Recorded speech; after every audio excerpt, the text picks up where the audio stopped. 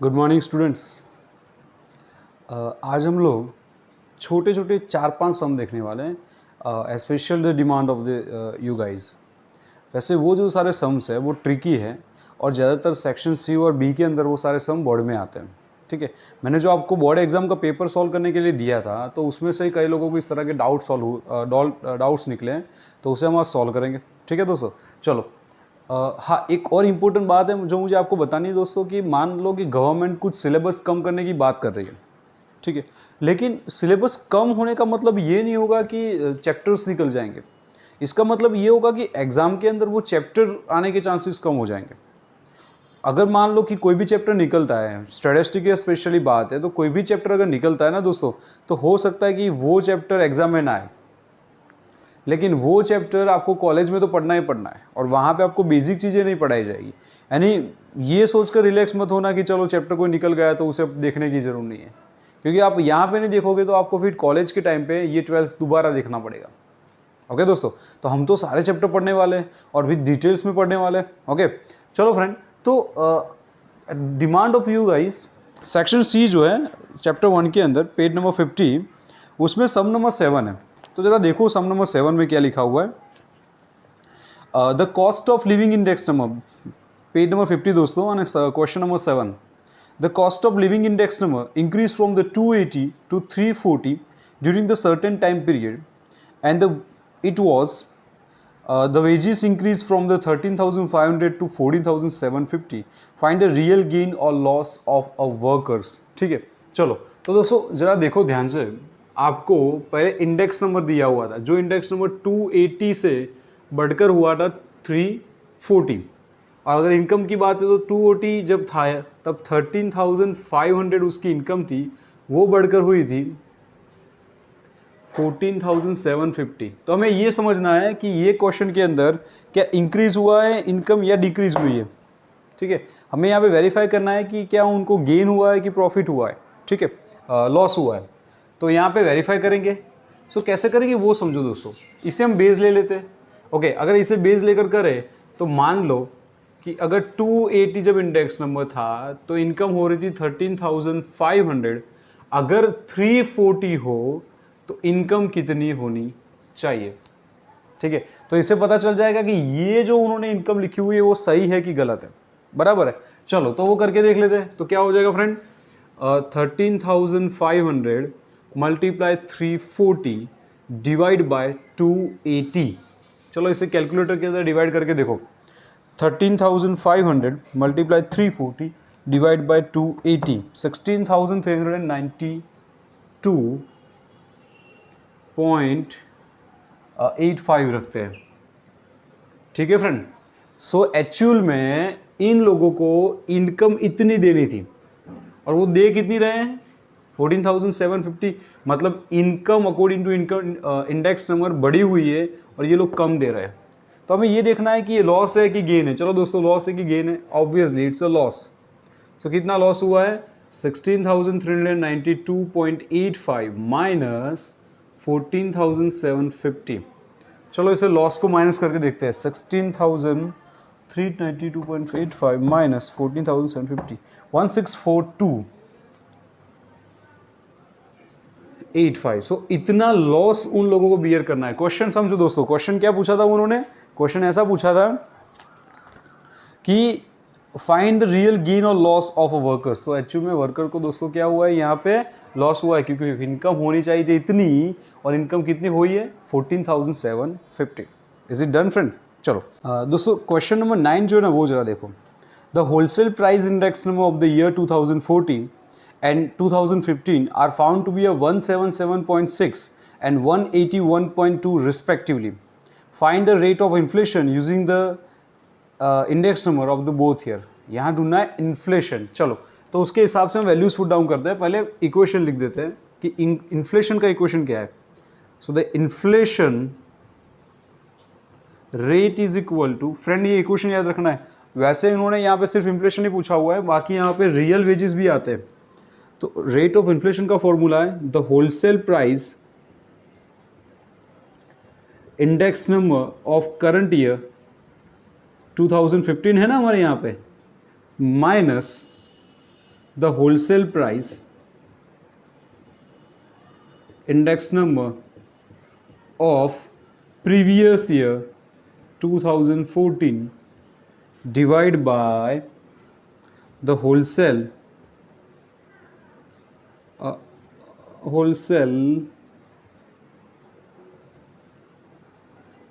price index number of again previous year 2014 और middle में दोस्तों करना है 100.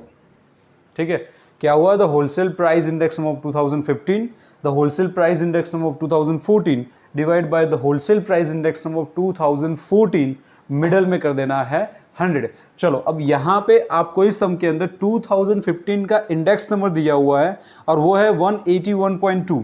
सो 181.2 minus 177.6 divide by previous year यानी 177.6 और मिडल में कर देना है फ्रेंड 100. चलो इसका वैल्यू ढूंढते हैं, पहले यहाँ पे लिखते हैं 181.2 minus 77 okay point, so it's 3.6 divide by 177.6 middle 100. चलो अब इसे डायरेक्टली कर लेते हैं, डिवाइड बाय 177.6 मिडल 100 2.03 कर देते हैं. सो what is your inflation rate friend? Your inflation rate is 2.03. Question को समझ में आया? एक ये क्वेश्चन 2014 में पूछा था बोर्ड के अंदर, ठीक है. तो उस टाइम को तो कई लोगों को पता ही नहीं था कि इन्फ्लेशन रेट इक्वेशन क्या है, क्योंकि उस टाइम पे उन लोगों ने सॉल्व ही नहीं किया था. आपको याद रखना है कि इन्फ्लेशन रेट जो है उसका फॉर्मूला क्या है? The wholesale price of the current year minus the wholesale price of previous year divide by the wholesale price of previous year और मिडल 100. ठीक है, आ गया समझ में? चलो फ्रेंड, तो दो सम ये थे. एक और सम है जो हम लोग सॉल्व करेंगे आज. क्वेश्चन नंबर देखते कौन सा है. ये 9 था. ओके, सो ये 9 हो गया है. अब नेक्स्ट जाते हैं क्वेश्चन नंबर 10. वैसे 10 में कुछ भी नहीं है दोस्तों, जरा मैं समझाता हूँ. देखो जरा, the percentage increase in the price relative of 3 items 315, 328 and 390 respectively. Percentage increase हुआ है तो आपको यहाँ पे उसका इंडेक्स नंबर ढूंढना है. तो कैसे ढूंढोगे दोस्तों? तो पहले हो जाएगा 415, फिर हो जाएगा 428 और फिर हो जाएगा 390. उस तरह से आप डायरेक्ट लिखोगे तो भी चलेगा, या फिर यहाँ पे लिखा हुआ है परसेंटेज इंक्रीज इन प्राइस, यानी कि ये सीधा ही आपको इंडेक्स नंबर दे दिया है. आपको यहाँ पे +100 करने की जरूरत है नहीं. क्यों? क्योंकि परसेंटेज इंक्रीज इन प्राइस लिख दिया है. ऐसा नहीं लिखा है कि इंडेक्स नंबर इतना परसेंटेज इंप्रूव हुआ है. तो यहाँ पे आपको +100 करने की जरूरत है नहीं. तो क्या होगा उसका इंडेक्स नंबर पहले का 315, 328 एंड 390 हो जाएगा. ठीक है, उसके बाद दोस्तों क्या लिखा हुआ उन्होंने? If the importance of this item has ratios of 5:7:8 find the general price index number. यानी सिंपली यहाँ पे आपको 5 वो वेट दे दिया हुआ है. तो आपके पास एक बाजू आई है, दूसरी बाजू वेट है, तो सम सिंपल हो गया. ठीक है, आया समझ में? चलो क्वेश्चन नंबर देखो दोस्तों नेक्स्ट 11 और उसे IMP भी करो. ठीक है, अब ये 11 नंबर का क्वेश्चन जब हम लोग सॉल्व कर रहे हैं तो आपको एक चीज़ बहुत क्लियर कर देनी पड़ेगी कि ये क्वेश्चंस उन्होंने पूछा किस तरह से. जरा वो देखो, वैसे छोटा सा क्वेश्चन लग रहा है लेकिन पैराग्राफ बड़ा है. The average disposable income of the family of a class is 25,000 in the year 2014. चलो 2014 के अंदर सम नंबर 11, 2014 में किसी की इनकम है ना, किसी फैमिली की इनकम कितनी है? 25,000. ओके फ्रेंड, चलो आगे. In the year 2014, and if the cost of living index number of that class for the year 2016 with the base year 2014 is 120. Friend, 2016 का आपको cost of living index number यानी index number दिया हुआ है 120. ठीक है, चलो आगे. Estimate the average disposable income of the family for that class in the year 2016. यानी क्वेश्चन क्या है दोस्तों वो समझो. उन्होंने आपको 2014 की इनकम दी हुई है, यानी जो क्वेश्चन नंबर हमने ये किया था ना वो उसी तरह से. अब यहाँ पे बेस ईयर दे दिया है आपको 2014, तो 2014 का इंडेक्स नंबर क्या हो जाएगा? 100 हो जाएगा, ठीक है। तो यहाँ पे कंपेयर करना पड़ेगा कि अगर 2014 के अंदर उसका इंडेक्स नंबर कितना होगा दोस्तों, 100 होगा। तो अब इनकम डालनी पड़ेगी यहाँ पे कि जब इंडेक्स नंबर 100 है 2014 का, तब उसकी इनकम 25,000 है। तो अगर in the index number of the year 2016 120 है, तो फिर इसकी डिस्पोजेबल इनकम कितनी, बराबर है। चलो तो फिर डायरेक्टली कर लेंगे, 25,000 मल्टीप्लाई 120 डिवाइड बाय 100। चलो इसे दोस्तों डिवाइड करके देखो, 25,000 multiply 120 divide by 100। So the income is very easy, 30,000। यानी दोस्तों 2016 में उस बंदे की इनकम कितनी हो जाएगी, 30,000 हो जाएगी। इज इट क्लियर फ्रेंड, है ना, एकदम इजी सम है। लेकिन अगर आप सम के इंटरप्रिटेशन को नहीं समझोगे, सम की ये जो लैंग्वेज है उसे नहीं समझोगे, तो आपको सम सॉल्व करने में प्रॉब्लम होगी, ठीक है। चलो दोस्तों उसके बाद एक और सम देख लेते हैं, शायद यहाँ हो जाएगा। कौन सा नंबर का सम देख रहे हैं हम लोग, देख रहे हैं some number 12। See guys, the average monthly income of the worker was 16,000 in the year 2015। चलो वो लिख देता है कि भाई 2015 के अंदर उनकी क्या है, इनकम है, यस इनकम दी है 16,000। चलो तो हम लिख देते हैं कि भाई 2015 में किसी वर्कर की इनकम 16,000 है। ओके फाइन, आगे क्या लिखा हुआ है, it increase to 20,000 in the year 2016। और ये जो इनकम थी वो 2016 के अंदर कितनी इंक्रीज हुई है, 20,000। तो 20,000 इजाफा हुआ है, ठीक है। चलो find the index number for the income of the year 2016 in the comparison of the year 2015। अब दोस्तों ज़रा ध्यान से देखो, तो यहाँ पे आपको सम जो सॉल्व करना है वो एक अलग तरीके से सॉल्व करना पड़ेगा। क्यों, क्योंकि यहाँ पे अब तक के सम में दोस्तों ज़रा देखो, तो यहाँ पे आपको इंडेक्स नंबर दिया हुआ था, ठीक है। इस सम के अंदर भी इंडेक्स नंबर दिया हुआ था। अब ज़रा देखोगे तो यहाँ पे भी उन्होंने कैलकुलेशन के लिए इंडेक्स नंबर तो दिया ही हुआ था। यहाँ पे इनकम दी हुई है और बोला है कि इंडेक्स नंबर ढूंढो ऑफ द करंट ईयर। तो वो कैसे ढूंढना है वो समझो। अच्छा दोस्तों 2015 को we assume it's base year, क्योंकि यहाँ पे बेस ईयर की कोई बात नहीं की है, तो उसका इंडेक्स नंबर क्या हो जाएगा बेस ईयर का, 100 हो जाएगा। चलो तो 100 से कंपेयर करते हैं कि अगर 100 से 16,000 हो तो 20,000 इनकम हो तो इंडेक्स नंबर कितना। अगर 16,000 इनकम हो तब इंडेक्स नंबर 100 है, तो अगर 20,000 इंडेक्स इनकम हो तो इंडेक्स नंबर कितना हो जाएगा। चलो तो क्या करेंगे दोस्तों, 20,000 डिवाइड बाय 16,000 और मिडल हो जाएगा 100। चलो करते हैं, 20,000 bye 16,000 middle 100। So it's a 125 index number of the year 2016। आ रहा है समझ में। देखो सम छोटे छोटे हैं और ये जो सम्स है ना वो 2-2 मार्क्स में एग्जाम में आते हैं। तो फिर आपको यहाँ पे याद रखना है किस तरह के सम को सॉल्व कैसे करते हैं, बराबर है, आ गया समझ में। चलो दोस्तों एक और सम लेते हैं।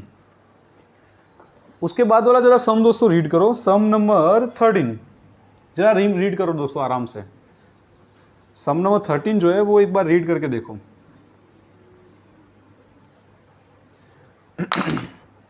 अच्छा क्या दिया हुआ है, if the production of an item increase by 9/5 times in the year 2016 as compare to the base year. ये ऐसे सम हमने किए हुए, अगर आपको याद हो दोस्तों लास्ट टू लास्ट लेक्चर के अंदर इस तरह की इन्फॉर्मेशन दी हुई थी और हमने उसे कन्वर्ट किया था। तो यहाँ पे क्या लिखा है, if the production of an item increased by 9.5 times. अभी 9.5 टाइम्स जो दिया है ना, पहले उसे परसेंटेज में कन्वर्ट करना पड़ेगा, इसलिए हम उसे मल्टीप्लाई 100 करेंगे और इंक्रीज हुआ इसलिए प्लस करेंगे 100, ठीक है। ओके आगे क्या लिखा है, times in the year 16 as compare to the base year, find the index number of the production of for the year 2016। Simply हमें एक छोटा सा इंडेक्स नंबर ढूंढना है और फिर उसे सॉल्व कर देना, यानी बहुत ईजी सम है। चलो कितने टाइम इंक्रीज हुआ था लिख देते हैं direct, index number is equal to, हमारे पास इंडेक्स नंबर का पहले 9/5 दिया है तो उसे मल्टीप्लाई 100 करेंगे, क्योंकि ये टाइम में है, और टाइम्स में जो होता है उसे पहले परसेंटेज में कन्वर्ट करना पड़ता है, तो हमने टाइम्स को परसेंटेज में कन्वर्ट किया, और अब इजाफा बोला हुआ है तो प्लस कर दो फ्रेंड 100 से। चलो 9/5 into 100, so we got the 180, और प्लस कर दो 100। So what is your index number of this year? It's 280। है इजी, आ रहा है समझ में? ठीक है, ऐसे छोटे छोटे सम है friend. Okay, and the last sum of the section C 14 number, अब वो ध्यान से समझना है। क्या लिखा है जरा देखो। If the IL is equal to 2 to 1.5, IF is equal to 222, so find the IP। ठीक है, चलो अब क्या करेंगे, याद है कुछ ऐसे 1-2 सम हमने किए थे, अगर याद हो तो फ्रेंड इसे करते हैं। चलो, index number of IF is equal to under root IL multiply IP, ऐसा कोई फॉर्मूला था बराबर। अब जो इन्फॉर्मेशन आपको दी हुई है वो डाल दो, यानी कि IF, तो IF की वैल्यू है 222, अंडर रूट IL की वैल्यू है 2 to 1.5, मल्टीप्लाई आप कर दोगे यहाँ पे IP, बराबर है। किसी ने मुझे ये क्वेश्चन डाउट के लिए पूछा था, ठीक है, तो इसलिए मैं स्पेशली ये करवा रहा हूँ, क्योंकि इस तरह के सम छोटे छोटे मार्क्स गेन करने के लिए काम आते हैं। ओके, चलो फ्रेंड, तो अब क्योंकि रूट है यहाँ पे और यहाँ पे ये तो हो नहीं सकता, तो बोथ साइड हमें करना पड़ेगा स्क्वायर, तो 222 का स्क्वायर अंडर रूट 2 to 1.5 और IP, और उसका भी कर दो रूट। अब क्योंकि दो साइड रूट हो रहा है, चलो 222 का रूट क्या हो जाएगा 284 इज इक्वल, अब ये जब रूट होगा ना फ्रेंड तो ये रूट निकल जाएगा, जब स्क्वायर होगा तो ये रूट जो है वो निकल जाएगा, तो बचेगा 2 to 1.5 IP। अब मुझे नहीं लगता कि आपको समझाने की जरूरत पड़ेगी कि इसके बाद क्या होगा। हम लोग क्या करेंगे, इसे नीचे डिवाइड में ले जाएंगे। ओके, तो कुछ ऐसा होगा IP is equal to 49284 divide by 2 to 1.5। चलो इसे डिवाइड करो, divide by 2 to 1.5, so we got the 222.50 is the answer of index number of passes। ठीक है फ्रेंड, तो सेक्शन सी जो है ना वो सारे सम इसके अंदर हम लोग ने कवर कर लिए। अब जब हम नेक्स्ट लेक्चर में मिलेंगे तो हम उसके बाद के जो छोटे छोटे सम से वो ले लेंगे। ठीक है, तो इससे क्या हो जाएगा कि सारे एक्सरसाइज जो है वो खत्म हो जाएगी। मुझे पता है बाकी सब लोगों ने तो अच्छे से एक्सरसाइज को खत्म कर दिया है, लेकिन अभी भी मेरे ऐसे 2-3 स्टूडेंट्स हैं या 10 ऐसे स्टूडेंट्स होंगे शायद कि जिन लोगों ने जो वो काम भी नहीं किया हुआ है। ठीक है, तो उसके लिए स्पेशली मैंने ये एक सेक्शन किया हुआ है। अब दोस्तों आपको भी अपनी जिम्मेदारी समझनी है, जितना आप रेगुलर काम करोगे ना उतना बेनिफिट आपको मिलेगा, अदरवाइज आप अभी स्कूल में होते। ठीक है, करीबन अभी थोड़े टाइम के अंदर स्कूल तो चालू हो ही गई होती, हो सकता था कि उस टाइम पे आपको बहुत ज़्यादा मेहनत करनी पड़ती। तो अभी घर पे हो तो 3-4 घंटे जो है ना वो रेगुलर एक सब्जेक्ट के अंदर या जिस दिन जिस सब्जेक्ट का लेक्चर है उसके अंदर आप स्पेंड करो। इससे आपका काम भी खत्म हो जाएगा और फिर आपको ख़त्म होने के बाद ज़्यादा सारी चीज़ें इकट्ठा भी नहीं होगी। ठीक है, तो अगर कोई डाउट है सीधा फ़ोन कर देना। बराबर दोस्तों, नेक्स्ट लेक्चर में जो मिलेंगे उसमें मैं बोर्ड के सम्स लेने वाला हूँ, यानी कि हम कल के लेक्चर के अंदर हमारे बोर्ड के जो सम है वो सॉल्व करेंगे। ठीक है, तो मिलते हैं friend, thank you very much.